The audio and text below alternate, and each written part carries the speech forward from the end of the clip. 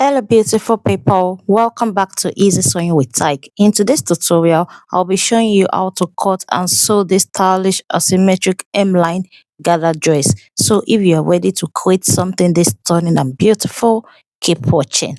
If this is your first time here, my name is Tayo and I'm thrilled to have you join us. You would love it here. And to my incredible returning subscribers, thank you for your continued love and support. You are the heart of this community and I appreciate you all so much. Now get comfy and let's dive right in. These are the fabric that I'm working with today. This plain Duchess fabric and this Ankara fabric. The first step is to go ahead and mark out all the vertical measurements, the start point, the chest line, the waist, the hip line, and lastly the full length of the fitted part of this dress, the part made with the Ankara, which is 3 inches below the hip line. Go ahead and put your own desired length, and I also added ½ inch joining allowance to the length. On the start point line, I went ahead to input the shoulder measurements divided by 2. The shoulder that I'm working with is 15 inches. 15 divided by 2 is 7.5. I also measured that on the chest line and I connected it together using a straight ruler. Now on the chest line, I went ahead to input the bust measurements divided by 4. On the waistline, I went ahead to input the waist measurement divided by 4. And on the hip line, I went ahead to input the hip measurements divided by 4. And I imputed the same measurement on the full length. So I'm just connecting it together using a broken line because this would not be the final one that I'll be cutting out, all right? Moving on to the neck dimension. So the neck width that I'm working with is 2.5, while the neck depth is 3 inches. Then I connected it all together. From the start point, I came down by 1 inch. This would serve as the shoulder slope and I connected it to the neck width this way. Moving on to the armhole curve, I came up by 2 inches from the chest line and on that 2 inches, I came in by ½ inch.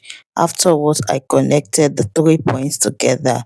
That ½ inch that I came in by at the 2 inches point, I connected it to the bust point measurement and I also used the ruler to connect the remaining 2 points this way. I went ahead to mark out the bust point measurement. You can do this or just come down by 2 to 3 inches from the chest line. Afterwards, I went ahead to measure the bust span measurement divided by 2. The bust span is 6 inches. 6 inches divided by 2 is 3 inches. I would make sure that I measure that all the way from the bust point all the way to the hem of the dress using a straight line like this. After which I came out by half inch on both sides. Then I determined the end point of the dart, which is 5 inches below the waistline. Afterwards, I just went ahead to connect it this way. What I'm doing here is to mark out the waist dart.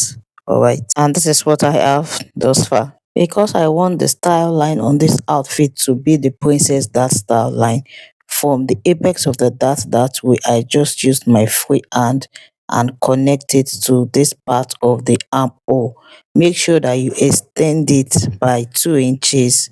This will be very important when it is time to join. So on the waistline, I went ahead to add 1 inch extra allowance for the dart intake, okay? Then I reconnected the lines. This is important so as not to have shortage in the measurement. Now that we are done with the waist dart, the next dart I'll be taking out there is the bust dart. And this is the difference between the front and the back length because it is usually different because of the bust bulge, and the difference that I'm working with today is 1 inch. So I came down by 1 inch from that bust point line and I just connected it this way. We would be closing this off soon and you would see the importance as we continue in the tutorial. Okay, so that's the bust dart and what I have here is the waist dart. Moving on to the back bodice, and just like we did earlier, I'm starting off with all the vertical measurement. I have the chest line and I have the waistline and the hip line. So the waistline is 1 inch shorter than what I used for the front, and that is, like I said earlier, the back waistline is shorter than the front half length. But this would be corrected by closing off the bust dart. By the time I close off this bust dart towards the end of this tutorial, you would see that the chest line and the waistline would align. Okay, and because of that, it means your hip line for the back would be 1 inch shorter than the one you use for the front, and even the full length would be 1 inch shorter. Moving on, I've gone ahead to input the shoulder measurements divided by 2, and on the chest line I went ahead to input the bust measurements divided by 4. On the waistline I went ahead to input the waist measurement divided by 4, and on the hip line the same thing, the hip measurement divided by 4. After which I connected all the points together this way using the broken line first. Then I went ahead to plot out the darts just like I did for the front. I came down by 2 inches from the chest line, measure out the bust pan measurement, came out by half inch on both sides. Just the same thing I did for the front. After what, I have to add the 1 inch that allowance to the waist measurement so that by the time I take it in there won't be shortage. Also, I came in by half inch for the back tightening. This is to eliminate zipper bulge, and I will make sure that I replace that half inch on the waistline as well. Then I'll connect that half inch all the way to the chest line and to the hip line this way. Then I'll go ahead and connect the chest line to the new waist measurement and to the hip line and to the hem. So in addition to what I did earlier to eliminate zipper bulge, I would go ahead and add this as well. I'll come up by half inch from the waistline that way. Then I'll connect it to the bust pan measurement. Though this dress would not have an half cut, I'll go ahead and close off this part just as if I'm closing off the bust dart, okay? But this would further define the back and eliminate any bulge. For the back neck dimension, I work with neck width of 2.5. Then I came down by 1 inch for the shoulder slope. I connected it this way, and the neck depth that I worked with is 1.5 inch.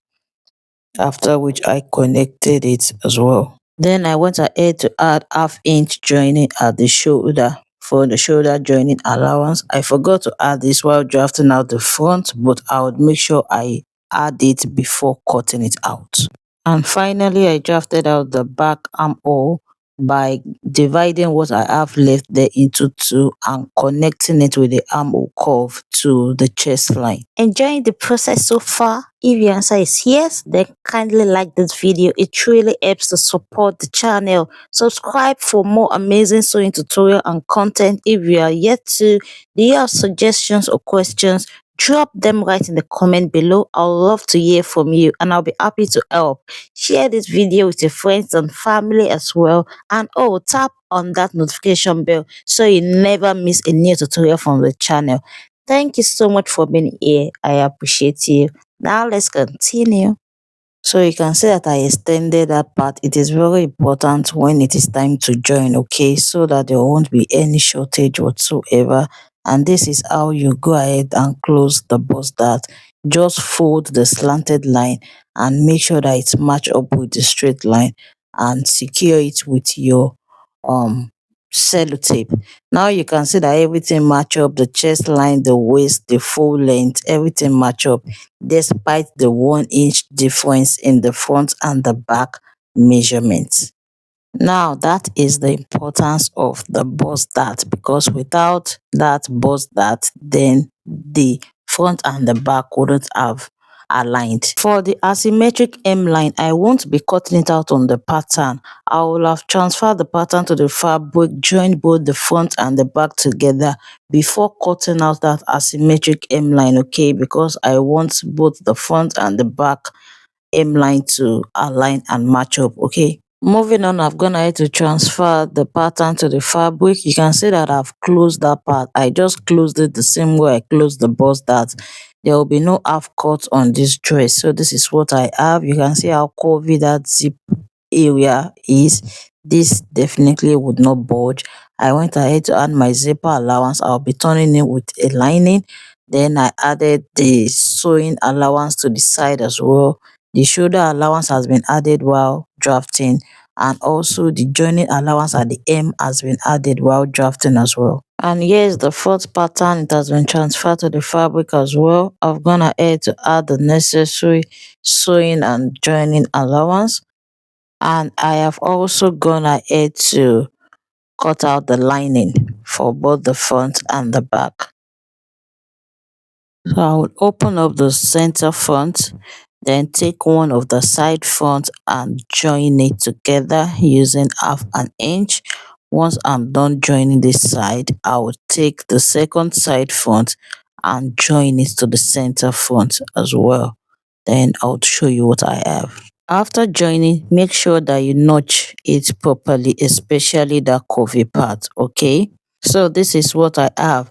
So after joining, there's usually excess at that side front. It is better than for it to be short, okay?